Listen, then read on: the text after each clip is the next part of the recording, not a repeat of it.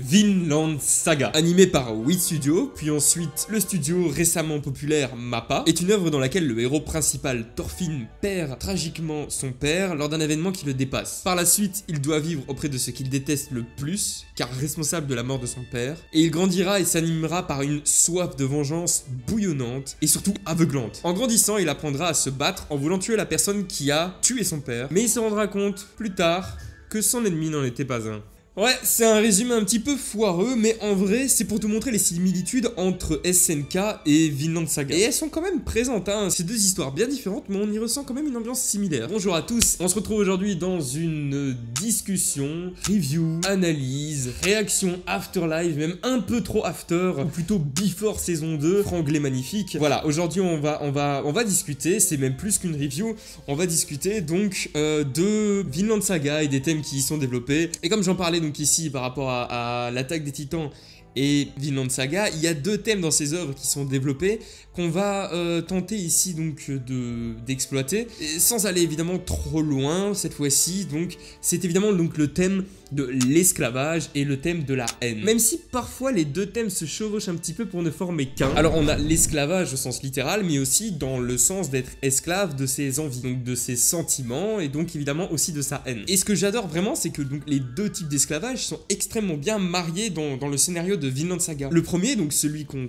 comprend le plus directement lorsqu'on entend le mot esclave, eh bien ce premier-là est montré dès le premier épisode avec un esclave d'un petit chef de village qui s'échappe. Ensuite, après ça, on parle d'esclave de guerre, et ensuite ça va un peu plus loin, on parle d'esclave au sens d'être esclave de son argent et même de la haine. Et je dois dire que j'avais envie d'en parler parce que c'est quand même des sujets qui sont aussi très exploités dans l'attaque des titans. Bon, il y a des différences, évidemment, il n'y a pas d'esclave réellement dans SNK parce que bon, l'époque il paraît quand même plus avancée, sauf avec les Eldiens qui servent donc de chair à canon pour l'armée. Et d'ailleurs, la première fois on entend réellement parler d'esclaves, c'est finalement dans une époque passé avec le flashback d'Ymir. Mais en général, on parle plus de subordination à l'autre plus que d'esclavage, quoi. Mais les deux sont liés, puisque donc les Eldiens, leur vie ne les appartient pas, donc on n'est pas loin de l'esclavage pur et dur. En résumé, on parle plutôt de perte de liberté en général, mais aussi on parle de cas bien plus précis dans l'attaque des titans, quand par exemple Eren dit à Mikasa qu'elle ne peut pas aller à l'encontre de ses gènes d'Ackerman. Ou encore, comme on l'apprend un peu plus tard aussi, c'est plus complexe, elle ne peut pas aller à l'encontre de son amour, comme c'est suggéré donc à la fin de la saison 4. Et je dois dire que moi, ce qui m'intéresse vraiment le plus, et là où je peux en tirer le plus de conclusions, c'est évidemment l'esclavage au sens large. Donc de tes sentiments, de tes pensées, etc. etc. Ne plus s'entendre, ne plus avoir le contrôle sur nos envies, sur nos pensées, sur nos opinions, sur notre vie simplement, c'est être un esclave. Le contrôle, la liberté de penser, d'agir, etc., etc., tout ça nous est ôté lorsque le vice s'empare de nous. Et la vertu, aujourd'hui, qui a pris plus de valeur que jamais, c'est la clairvoyance. Pas au sens de percevoir quelque chose avec la vue, mais plutôt au sens d'avoir conscience de ce qu'on fait, et ça peut demander un effort considérable en fait. Parfois on ne se rend même pas compte qu'on ne vit plus que pour une chose en oubliant de vivre. Et du coup, si cet objectif a une tendance plutôt négative, c'est dur de ne pas se voir sombrer. Quand on ne s'écoute plus penser, on perd le contrôle et toute lucidité. Bon, tout sera bien un petit peu philosophique pour revenir sur Askeladd.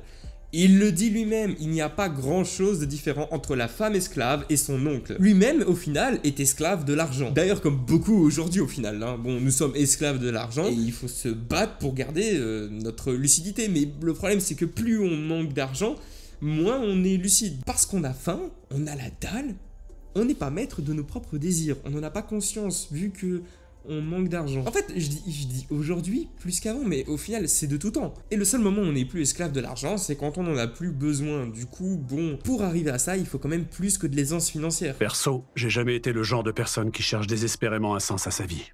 C'est pas dans ma nature. Mon but a toujours été de mettre un maximum de sous de côté jusqu'à 40 ans. Comme ça, après, j'aurais plus qu'à me la couler douce dans un paradis à bas prix. Ça fait déjà 4 ans que je pense qu'à l'argent jour et nuit. C'en est presque déprimant. Mais le temps passe vite. J'ai plus qu'à tenir encore un peu plus longtemps et je serai débarrassé des fléaux et des humains. L'argent. L'argent. L'argent. L'argent. L'argent. Du moment que j'arrive à en gagner. Encore plus courant que d'être esclave de l'argent, aujourd'hui, dans notre époque, ça doit être même être esclave de sa propre pensée. Sans vouloir faire un petit peu mon JCVD du moment présent, on pense sans comprendre qu'on pense... Mais je ne sais pas l'imiter.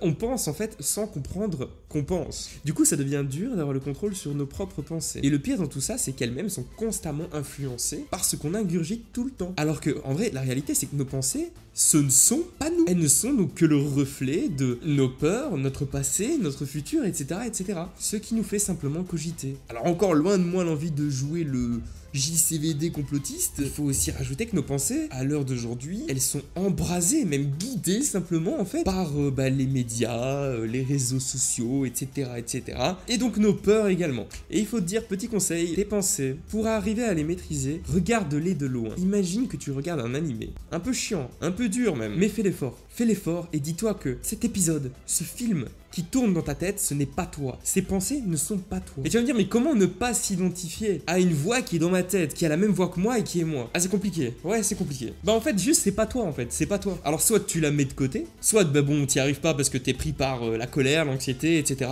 Toutes ces émotions négatives. Et donc là, tu dois faire ce que je viens de te dire, c'est que tu dois apprendre à les observer et réfléchir pour conclure quelque chose de positif. Et tout ça en disant que ce n'est pas toi. Et donc cette action révèle un sentiment intérieur, un sentiment qui mérite d'être analysé pour mieux l'appréhender, plutôt que de le laisser au final s'emparer de toi. Parce que ouais, pourquoi croire que cette voix dans ta tête est forcément toi? Cette voix en fait, donc tu dois juste l'envoyer se faire foutre, ou alors la remplacer par une autre qui te plaît mieux, mais bon voilà. Mais c'est compliqué parce qu'en fait pour ça tu dois te connaître. Et ces étapes commencent par simplement s'écouter penser ou juste ressentir ses propres émotions. Et ces efforts, Thorfinn n'aura pas pu les faire. Il était trop loin dans la haine et du coup il n'aura pas pu contrôler sa haine. Et c'est pour ça qu'il est esclave de sa vengeance au final. Il ne pense à plus rien d'autre. Il ne pense même plus d'ailleurs en fait.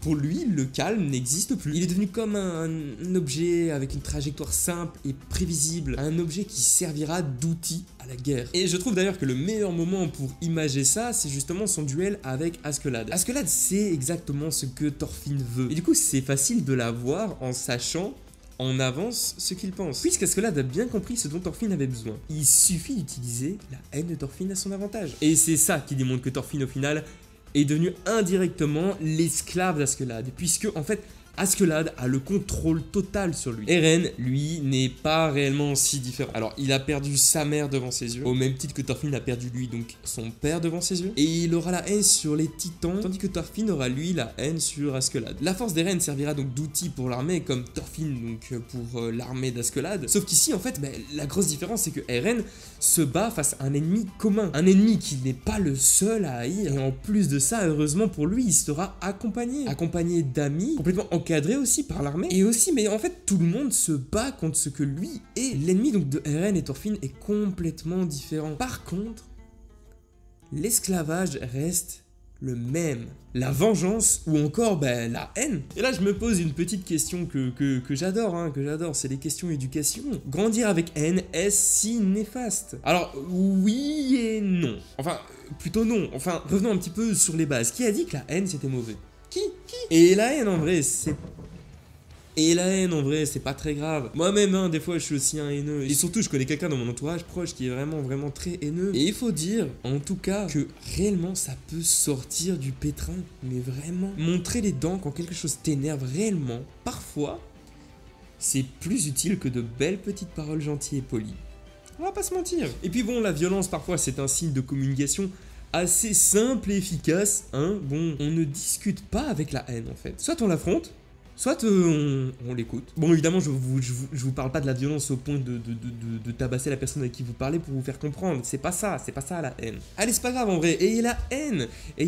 Soyez dangereux, soyez craint, soyez puissant, mais surtout, apprenez à vous contrôler et contrôler la haine aussi. Au final, bon, les émotions négatives, elles sont passagères et on peut pas dire qu'elles sont réellement si mauvaises. Bon, elles doivent arriver, elles sont présentes.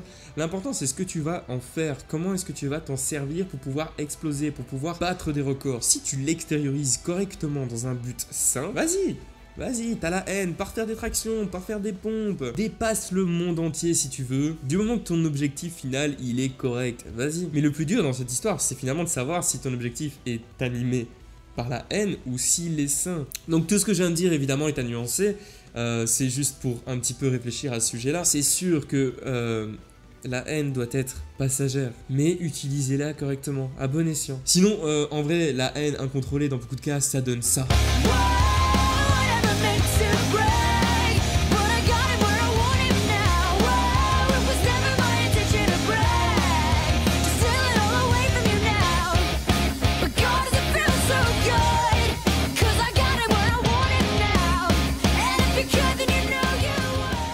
Alors Thorfinn est animé par la haine, et là où par exemple j'ai pas l'impression qu'on soit dans l'attaque des titans, c'est que ça se voit que ça va être clairement passager, mais surtout qu'est-ce qui va se passer une fois que la haine n'est plus là? Parce que ici en fait Askeladd est mort, et cette haine qui était complètement dirigée vers Askeladd, vers où est-ce qu'elle va aller? Si on compare avec Eren, comment et où est-ce que sa haine a été redirigée lorsque il a compris que les titans n'étaient pas ses ennemis? Bah, son ennemi, finalement, c'était devenu le monde entier. Mais pour Thorfinn, je pense que ça va être vraiment différent. Je pense que lui, son ennemi, bah, ce sera personne. Thorfinn aura finalement le sentiment de ne pas avoir d'ennemis, pas de territoire, pas d'appartenance.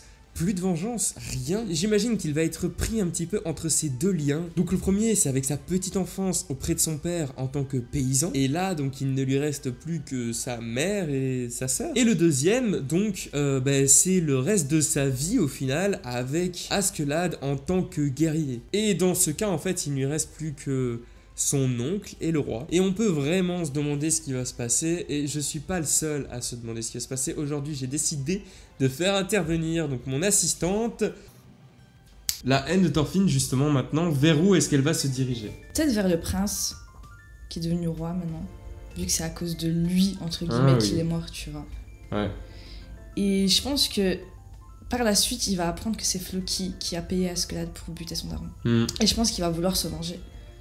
Il va vouloir tuer Floki, ou alors il va saboter le plan du prince. Parce qu'il y a deux clans. Il y a le prince qui est devenu nouveau roi, et à côté il y a son frère qui veut aussi devenir roi. Soit il va s'allier avec son frère pour pouvoir le baiser, ou alors il va... Non, je suis sûre qu'il va apprendre que Floki a tué son daron.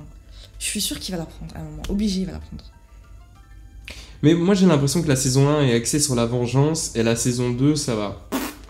On n'aura plus la vengeance. Et Floki n'aura même peut-être aucune importance, il va même... Moi, je pense que si. Ouais. Moi, je pense que si. Parce que Thorfinn, il peut pas rester comme ça sans savoir qui a voulu la mort de son daron. Parce que lui, son but, c'était quoi? C'était de tuer celui qui a tué son père. Mais oui, de base, qui a l'origine de ça? C'est lui qui a payé. C'est Floki. Mais ça, il le sait pas, lui, que c'est Floki, le meilleur ami de son père, qui l'a fait. Il sait pas. Moi, je pense qu'à un moment donné, il va le savoir et il va buter Floki. Ouais, on verra, c'est possible. Franchement, c'est possible. En tout cas, merci pour ta réaction. De rien, au revoir. Alors du coup, pour ceux qui, comme moi, suivent l'animé, quels sont vos pronostics? Thorfinn sera perdu, ça c'est sûr et certain. Mais une fois qu'il aura retrouvé ses esprits, où est-ce qu'il ira? Bon, s'il y a bien une chose qui est sûre, c'est que Thorfinn finira assurément, à la fin de l'histoire, sa vie en tant que paysan apaisé au Vinland. Mais même si c'est un petit peu contre la volonté de Thor, ou même de Askeladd sur la fin avant de mourir, il va sûrement devoir passer par l'étape guerrier. Car son sang finalement le dirige vers cette voie, et peut-être qu'il aura un chemin similaire à celui de Thor avant de vouloir devenir un paysan apaisé. Peut-être qu'il rencontrera une femme qui le rendra justement plus calme, plus sage, ou alors qu'il finira comme Askeladd derrière un but plus fort que finalement le simple Vinland. Peut-être qu'il y aura un but plutôt de territoire, un but lié à la guerre, quelque chose qui fera bouillonner son sang de fils de Thor, mais ça on le verra plus tard. En attendant, on se retrouve pour la prochaine vidéo qui parlera des pères de Thorfinn, Askeladd, oui, et Thor, les deux pères, les deux éducations. Au revoir.